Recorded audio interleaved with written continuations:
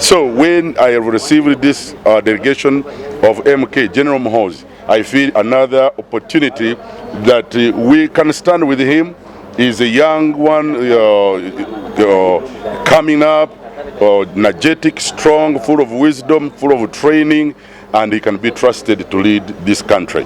So our prayer is that Uganda at large, we can pray for General Muhoozi that if his father retires, this is the guy we can invest in our trust, and also personally I would support him and pray for him.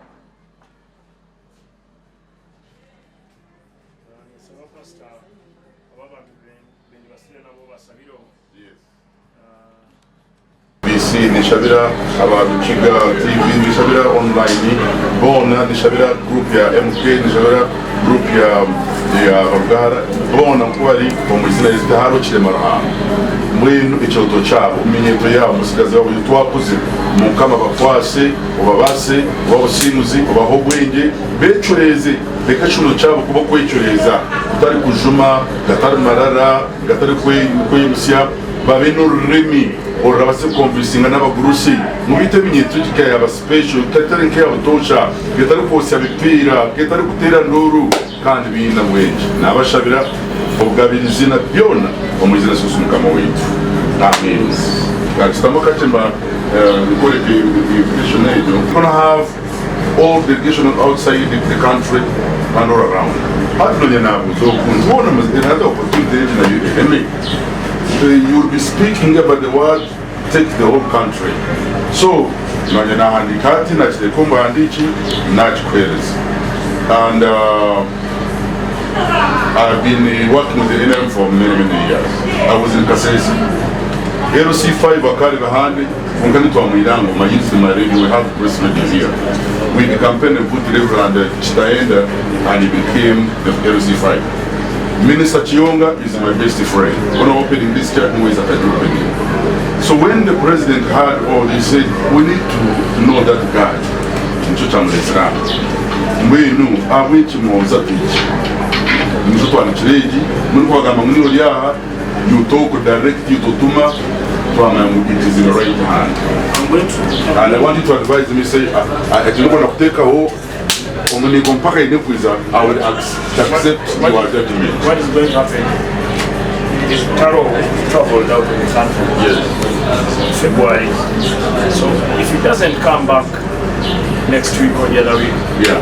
But I can confirm that he will have this invitation on his table on Tuesday when I go back to Mbarara. Right. But he's coming, I'm not confirming it because he's not available, he travels. Right. So if he's not in the country, but if he's in the country, the fact that I've been here and you have prayed for him, the Holy Spirit will lead him here. Amen. That's what I pray. Then, if he cannot come, do you think he can propose the right figure, the strong figure, that we can still have? No, let me give him this. Yes. I don't want to give him an option. Let him now decide. I get you. Sometimes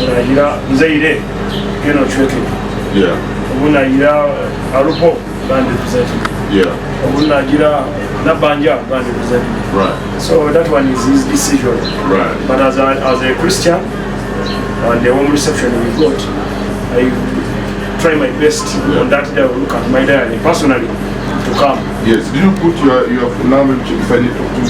Yes, I called you. You have my number. You did call me. I called you 8,000. There's a number with 8,000. Hey, how come you charge me that night? So so we shall do it. My contribution, I will send it to you before I leave. Thank you very much. She will deliver it. Thank you very much.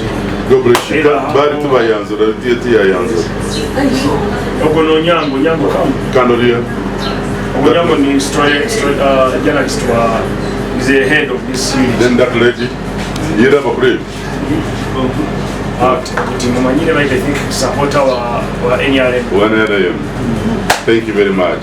Do you want to stay to lunch or okay? You have okay, you need to meet these people. Guys. You need to counsel people have problems. Chairman of Daystar Cathedral here in Uganda, in Mbarara, and Daystar Cathedral is a mother of all Daystar International Ministries from all the way from Chisoro up to Masindi and in the country at large.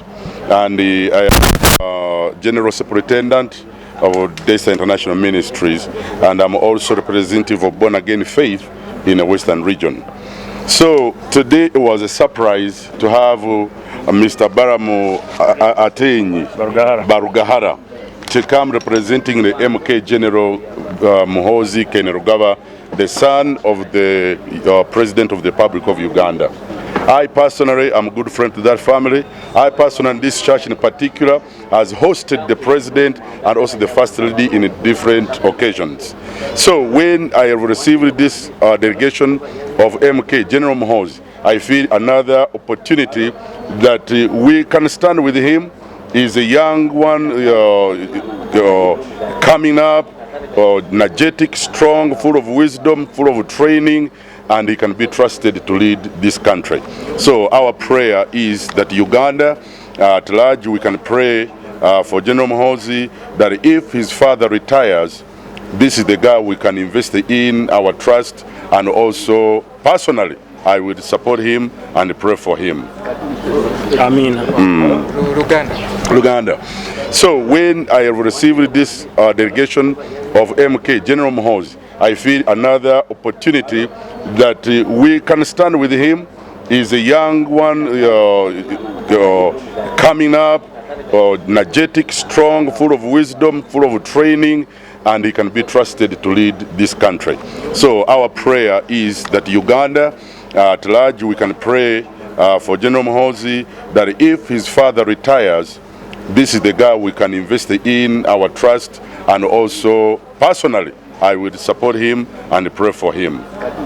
Tuyamale wa Daystar Cathedral wa Mbarara ati ndi mukulembeze wa Born Again Faith in all Western region, and the General Superintendent of Daystar International Ministries. So ulwaliro twewunyizanga Mr. Barugahara Balam atenyi ngazi nasaba ko nafe ate secho choka natuletera obubaka ova eri General Muhoozi nga basaba tubasabire, tebasaba kifuba naye tubasabire nti Katonda yembezi waabwe, kubanga Bible egamba nti Mukama bw'atazimba azimba zimbira bwerere. Kati kitegeeza obulamu bwabwe, mitima gyabwe n'amaanyi gaabwe tebesiga mundu, tebesiga sente oba magezi, baagala Katonda beere base. Kati batuletedde ekyetaago ekyo, nange mbasabidde. Lwaki? Mu family ndi mukwano, President yabaddeko wano mu church muno, First Lady yabaddeko wano, ate n'omutabani agize naye mu kifo kino. So tubasabire era tumusabire nti singa mwenna baba balabe ino interview, it is worthy to support General Muhoozi. If is oba kitaawe ana retiringa n'agamba nti nditarinze, kati obukalulu kange nganze personally njaka wa General Muhoozi, kubanga tubadde tukola ne family bulungi nnyo.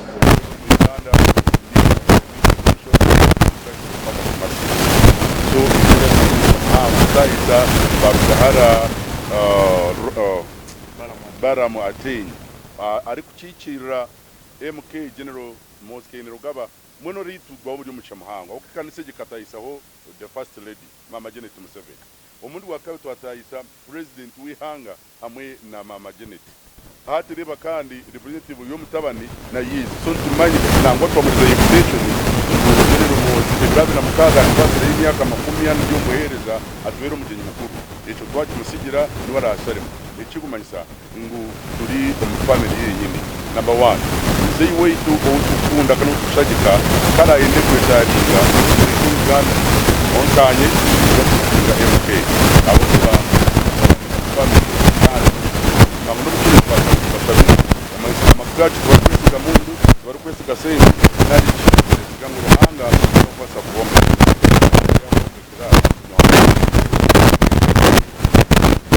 obundi hangi kaza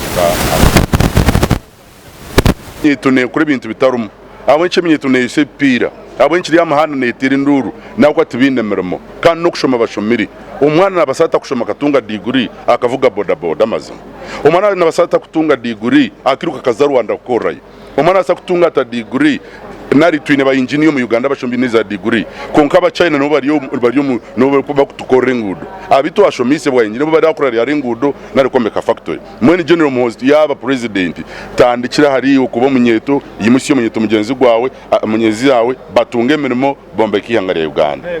Thank abafa abalaba mu Kiga TV n'Enkore Media mwebale kutwaniriza tutwala omukisa guno kwebaza omusumba Bishop Nathan Ibrahim atwaniriza mu kanisa ye eya Desta Cathedral era tusanyise nnyo okusabira wano olwaleero era musabye mu ngeri y'enjawulo asabire president alindirira oba president yaddako General Muhoozi Kainerugaba ate era ne mugamba nti kanisa ngeri gya Sibatayiro nange nensasulako kanisa Tayiro obukadde busatu then alina omukolo gwe gwa celebration anniversary ya myaka 4 nawo ne muwaayo miliyoni emwe muyambe mu kutegeka omukolo ogwo ng'agula amazzi oba soda ow'abakkiriza abasabira wano.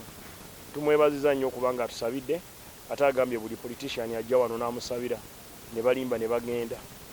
So ffe tumugambye tetujja kubeera ng'abo naye okukisobola okukikola alina kutusabira. So mwebale nnyo mwenna abazze era tumusuubiza nti tujja kukola kyonna ekisoboka okulaba nti afande ajja naye afande taliiwo. Waba akomyewo ng'ali mu ggwanga tujja kumusaba ajja asabe okusaba kulala 1 hour 2 hours adde akola emirimu gye egy'enjawulo. Mukama abakuume. Buli wali essinzizo oba omuzikiti oba kereziya kirungi ne tubeera nga tukolagana era ne tukolagana nga wakugambye the first foundation of a church of government is a church. The family of a church can't be separated. So that is what we are up to.